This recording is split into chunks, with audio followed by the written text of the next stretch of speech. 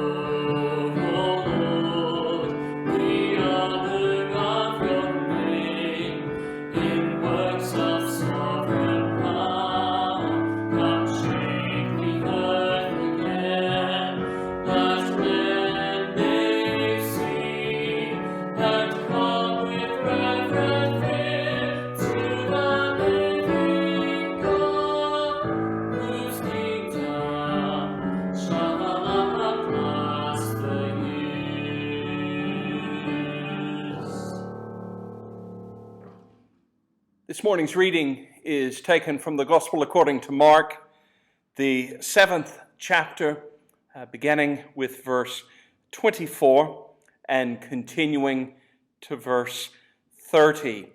Mark chapter 7, beginning with verse 24 and continuing to verse 30. Jesus left that place and went to the vicinity of Tyre. He entered a house and did not want anyone to know it, yet he could not keep his presence secret. In fact, as soon as she heard about him, a woman whose little daughter was possessed by an impure spirit came and fell at his feet. The woman was a Greek, born in Syrian Phoenicia. She begged Jesus to drive the demon out of her daughter.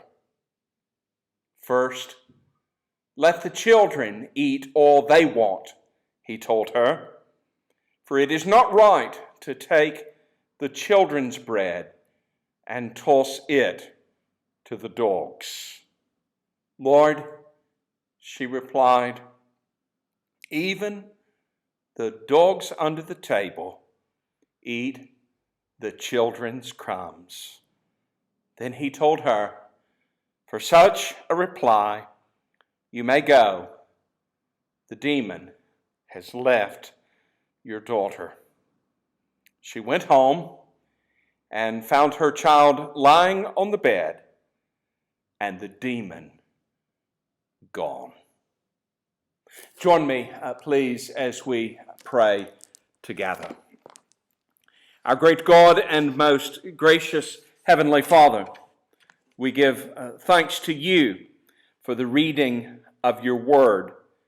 And we ask just now that you might bless the reading to our hearts and that you would be pleased to give us a clear understanding of all that is set before us in this passage.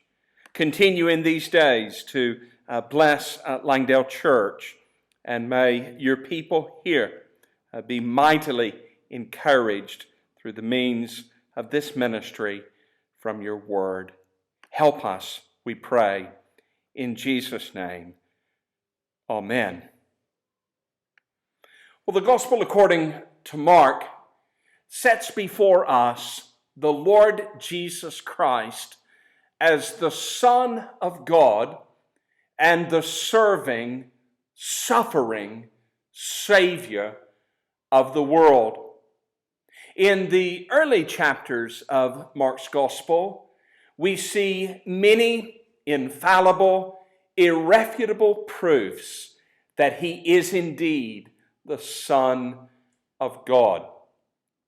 But when we come to this particular passage in Mark chapter 7, we begin to see a greater emphasis on what it means for our Lord Jesus Christ to not only be the Son of God, but to be the Savior of the world. And when we speak of the world, we are seeking to do so in biblical terms, meaning by that not only the Jewish people, but also Gentile peoples as well. Now, this morning's passage has three main divisions. The first of these we'll consider under the heading daughters. The second we will consider under the heading demons. And the last we will consider under the heading dogs. You might say it's a 3D sermon. Daughters, demons, and dogs. So let's think first of all about what the passage says to us concerning daughters. Now, as the particular passage just read began, we see a woman coming to the Lord Jesus Christ there in the area surrounding Tyre, in Syrian Phoenicia.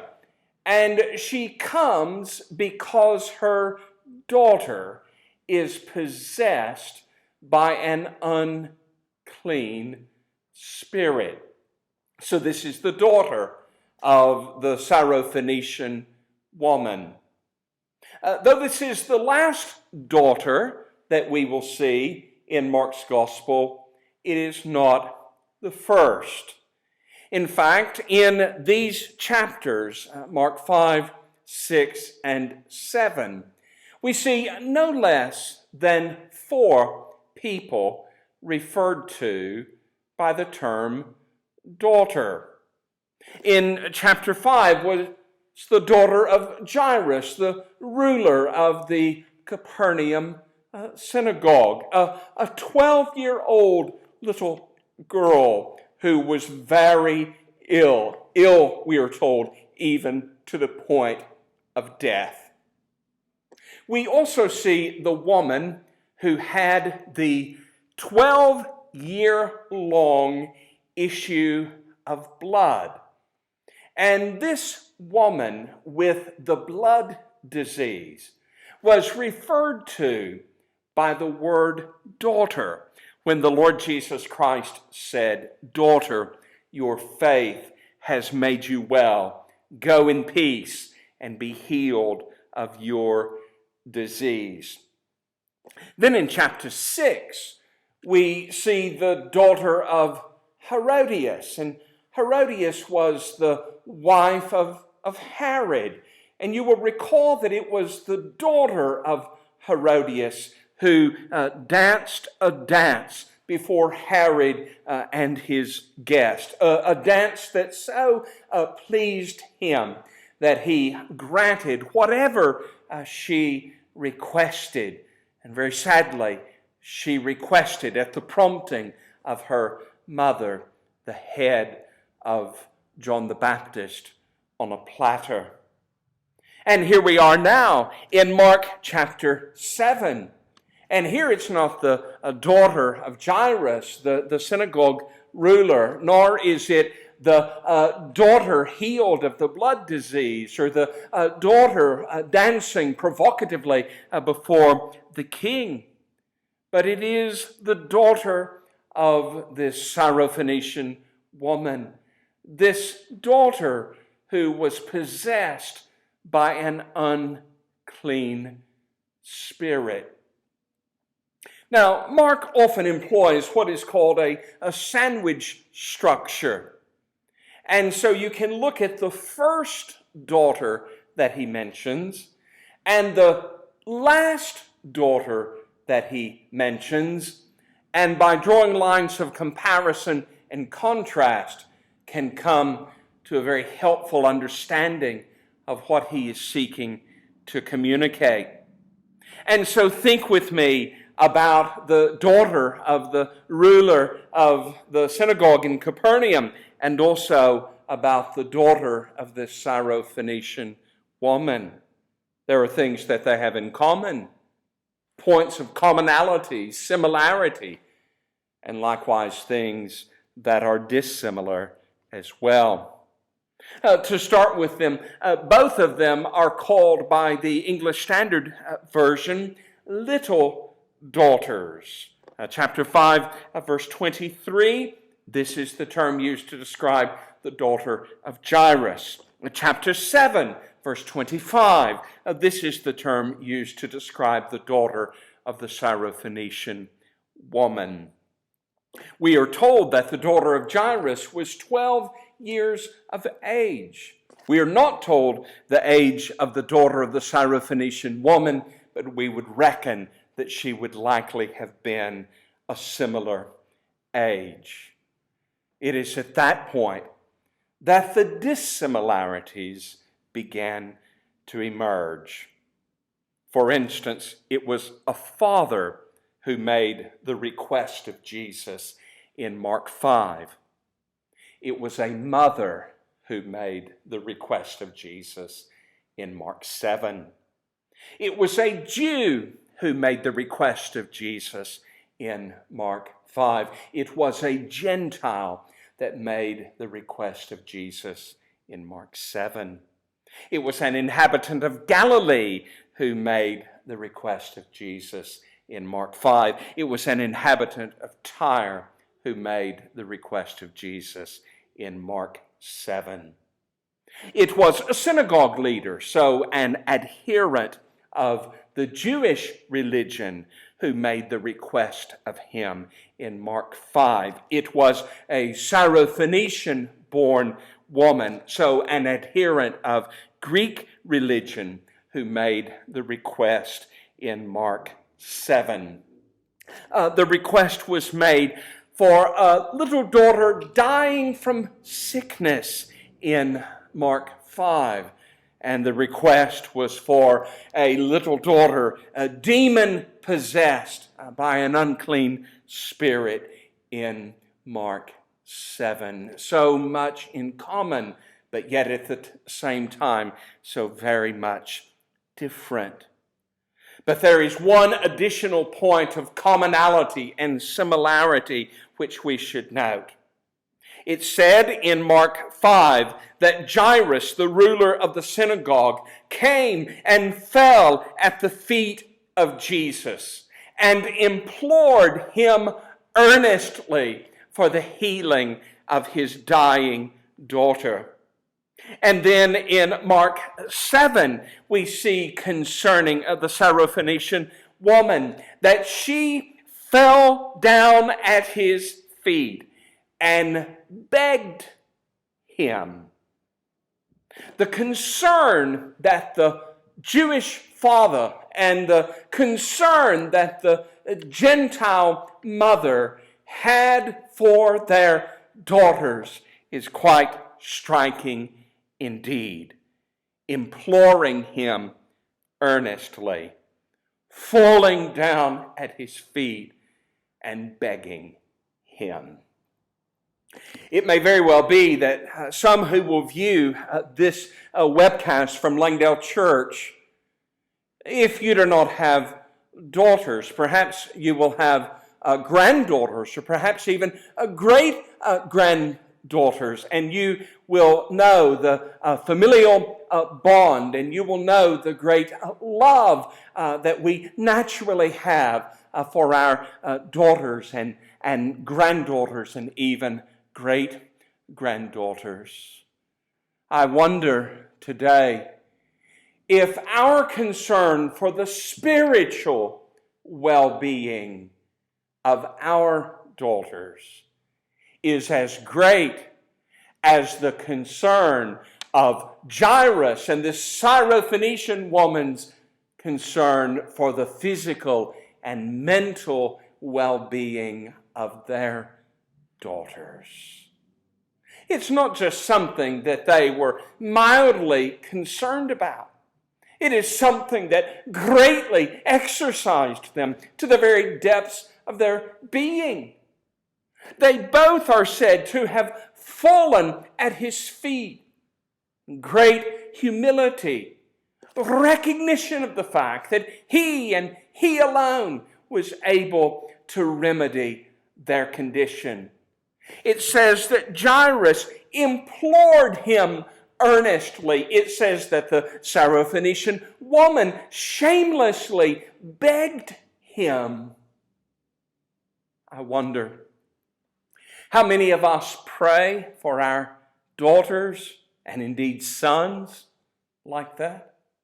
How many of us have that type of spiritual concern for our children and our grandchildren? That we would plead with the Lord Jesus Christ that He would save them, and that we would plead with them that they might turn to Him in repentance and faith. Becoming the pastor of a new church is always a steep learning curve. And there are often things that can be misunderstood and things that don't go quite to plan. I remember one Sunday, not too long after taking up the ministry at Dunstable Baptist Church, that as we drew to the end of the meeting, I found myself pleading with those present to repent of their sins and to place their faith in the Lord Jesus Christ. The countenance of one of my listeners changed visibly. And after the meeting, they left quite quickly. In fact, had I not made an effort to, they would have been gone before I was able to speak to them. I plucked up the courage to say, I hope everything's all right. I hope I didn't say anything wrong. They proceeded to tell me that they were disappointed by the fact that I had, their term was, pleaded with sinners. We were, after all, they reminded me, a Reformed church. Well, my friends, I must be honest with you. I have made many mistakes, and I have failed many times, and I have had to say sorry on more occasions than I would care to remember. But that is one thing about which I can never apologize. And that is one thing about which I can never be sorry. I too could be described as Reformed. I believe in the sovereignty of God in all things, including the salvation of His people. But in my understanding of Scripture and in my understanding of the teaching of Scripture concerning the sovereignty of God, there is nothing about the sovereignty of God that causes me to think that I should lay aside my responsibility to plead with God for the salvation of sinners, like Paul himself did in Romans chapter 9 and 10. Nor is there anything in my understanding of the sovereignty of God that would preclude me from pleading with sinners in the place of Christ to be reconciled to God, as we see Paul instructing the church at Corinth in 2 Corinthians chapter 5. Brothers and sisters, I today want to urge you to consider whether or not you have the level of spiritual concern for your daughters that Jairus and the Syrophoenician woman had for theirs. They desired for their daughters to be well physically and mentally. Oh, that we would have a desire like never before for our daughters and granddaughters to be well spiritually, to be right with God through the finished work of Jesus Christ. So would you plead with God earnestly for their salvation? And would you plead with them to turn from their sin and to turn to the only Savior of sinners, that they might be saved? This passage speaks to us about daughters. But the passage speaks to us not only about daughters. The passage speaks to us likewise about demons. Now, I know that you don't hear so much about demons anymore, and I know that talk of unclean spirits is something that is positively out of fashion in most churches. But the careful reader of Mark's gospel will see that Mark makes specific reference to demons and unclean spirits some 22 times in this brief book. 15 times he speaks of demons. 7 times he speaks of unclean spirits. But though there are 22 references to demons in the book, for the most part, you can take these references to demons and unclean spirits and you can group them into 4 specific narratives. There's first of all in Mark chapter 1, that account of a man in the Capernaum synagogue who had an unclean spirit. There is then following that in Mark chapter 5, the account of that man that we tend to call the Gadarene demoniac. There is then the passage set before us today in Mark 7, dealing with the daughter of the Syrophoenician woman. And finally, there is that account about the boy who had an unclean spirit. That is dealt with in Mark chapter 9. This is the account, you recall, where the disciples had sought to exorcise this spirit, but were unable to do so. But it was something that the Lord Jesus Christ himself did. This is probably the lengthiest passage specifically about a demon possession in the entire book of Mark. It begins in Mark 9, verse 14, and continues all the way to verse 29. You may want to read those verses at your leisure this afternoon. But as you do, you will discover that we see a description of what demonic possession looked like in the life of this boy. We see in Mark 9:18 that when he was seized by this unclean spirit, that he was thrown down to the floor. And we see that when he was thrown down to the floor, that he foamed at the mouth, that he would grind his teeth, and that his body would become rigid. We see that when the boy was brought to the Lord Jesus Christ, that when the unclean spirit saw Jesus, that immediately, that's Mark's favorite word, isn't it? Immediately, the boy was thrown into convulsions. He fell to the ground. He rolled about. He was foaming at the mouth. And Jesus, he asked the Father, how long has this been happening to him? And the Father replied, sadly, ever since childhood. And he said, you think this is bad? Sometimes he has even been cast into the fire. Sometimes he has even been thrown into the water as the unclean spirit has sought to destroy him.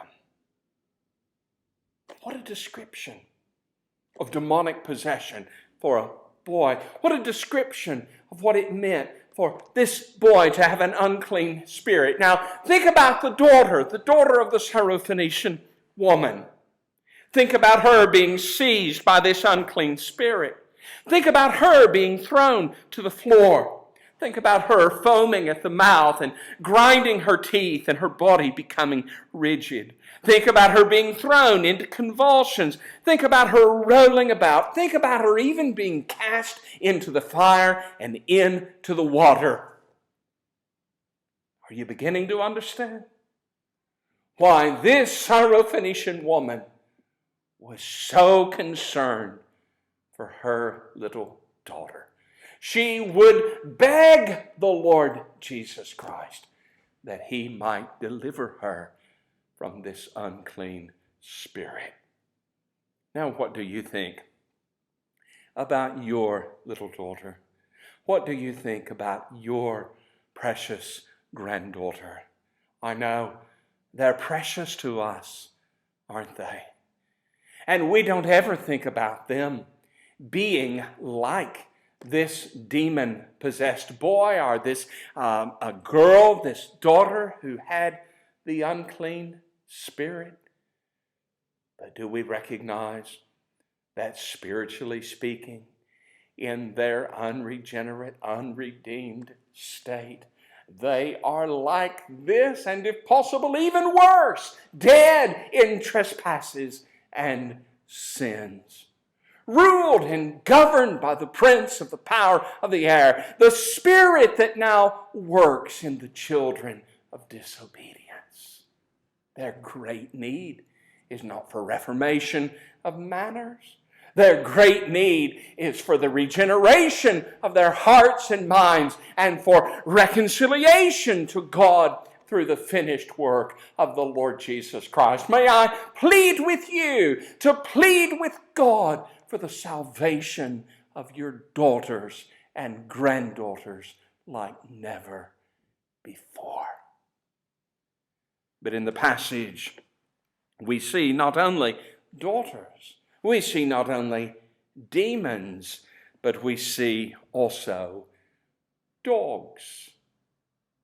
Because when the Lord Jesus Christ responded to the plea of this Syrophoenician woman, he did so in a quite unexpected way, a way that has confused some and confounded others. He said, surely I shouldn't take food from the children and give it to the dogs. Let the children be fed first and not the dogs. Well, some say that is insensitive. Some would say that that reflects a racial bias that is unbecoming our Lord. And you're right if you note that it was common in some Jewish circles of the day to refer to Gentiles as dogs. We see this in Matthew 7:6. We see it also in Luke 16:21. We even see in one of the letters of Paul, Philippians 3:2, a word from the original language that is translated dog, which actually means wild cur. But in this particular passage, our Lord does not use that word for wild cur, but he uses a different word in the original language altogether, a word which is actually small dog or pet dog. The woman was obviously not offended at all, because the woman referred to the fact that even the children at the table have their dogs underneath the table who get to eat the crumbs which fall to the floor. There's no reason to take offense. We live in a day and time in the West where people are looking for an opportunity to be offended about anything and everything. This is not such a time. I mean, just a chapter or so earlier, the Lord Jesus Christ referred to the Jews as sheep. Well, he wasn't referring to them as that in some sort of unkind way, but he was referring to them as such, as those for whom he had great compassion, because they were sheep who needed a shepherd. And here he does make reference to dogs, but he's not doing so in some sort of unkind or unloving way. He's simply saying that the priority of his ministry was to come to his own, that is, the Jewish people. But he came to his own, and his own received him not. And so then as many as would receive him, that is, the Gentile peoples, to them, then, he gave the right to be called the children of God, even to as many as believe on his name. And this is the pattern in Mark's gospel. For instance, we see earlier in chapter 6, he's going to feed 5,000 in an area inhabited by Jews. We're going to see in another chapter or so, he will feed 4,000 in an area inhabited by Gentiles. This was the pattern of the Apostle Paul when he said that the gospel of God is the power of God unto salvation to everyone who believes, to the Jew first, and then to the Gentile. And so here we see the Lord speaking to this woman in this way. Oh, but she realized how much mercy there was encapsulated in that little word first. First the children, then the dogs. And she, undeterred in her resolute faith, says, oh, but even the dogs can eat the bread that falls from the children's table. And the Lord Jesus was so taken by the great faith demonstrated by this woman that he would say to her, because of this, go home and you'll find your daughter not on the floor rolling about. You'll find your daughter in the bed and the demon gone. And she did. And by God's grace, it was just as Jesus had said. Oh, my friends, we must be thankful today that God still shows mercy, extends love, and gives grace to undeserving sinners. He lets us feed on the wonderful blessings and benefits of his salvation. What a wonderful blessing indeed. I want you to know, I recognize that meeting in this way is not what any of us prefer. I recognize that social distancing and self-isolation would be words that we would be very happy to put in the bin and to never hear again. We may feel as though we are just feeding on crumbs. But what wonderful blessings the Lord has given us, even through these means, even at this time. More people listening to the ministry of God's Word than would have been listening to it otherwise. More people being exercised to think about the state of their own souls than might otherwise have been the case. And perhaps even today, more people reminded of the importance of praying for their children and grandchildren that they might be saved than have done so in a very long time. We long to sit together again around the table and enjoy worship and fellowship with one another. But until that day, we'll be pleased with the small mercies that God gives us. And we will be content and we will have peace in these days, knowing that these days will not endure, knowing that these days will soon pass into memory, but that it will be through the remainder of our days that there will be a hope burning within our heart, which one day will be fully and finally fulfilled when our Lord Jesus Christ returns in great power and glory.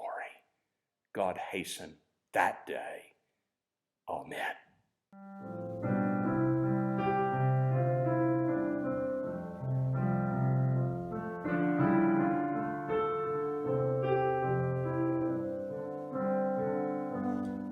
There is a hope that burns within my heart, that gives me strength for every passing day. A glimpse of glory now revealed in me, not yet drives all doubts away. I stand in Christ with sins forgiven, and Christ in me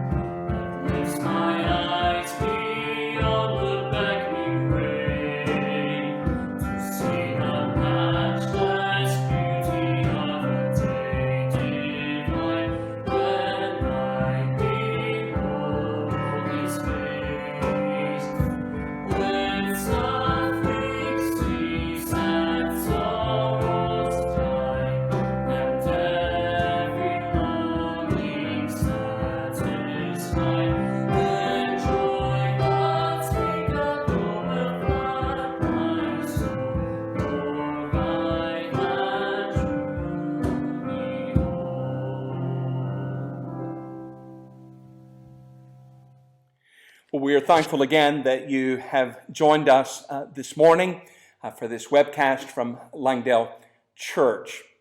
You'll want to be looking forward to the webcast this coming Lord's Day when Rick Bastiani will be opening God's Word and will be preaching to us. Pray for him through the week. Look forward to hearing him this coming Sunday and invite others to join with us as we continue to seek to grow in the grace and knowledge of our Lord Jesus Christ. Let me pray for you just now. Our great God and most gracious Heavenly Father, thank you today for your word. Thank you for that hope that does burn within our hearts. And we pray that it will burn more brightly because of what we have heard today. Continue to bless your people here, particularly those who are hurting at this time, those who are grieving at this time, those who have particular needs at this time. Draw near to them and bless them.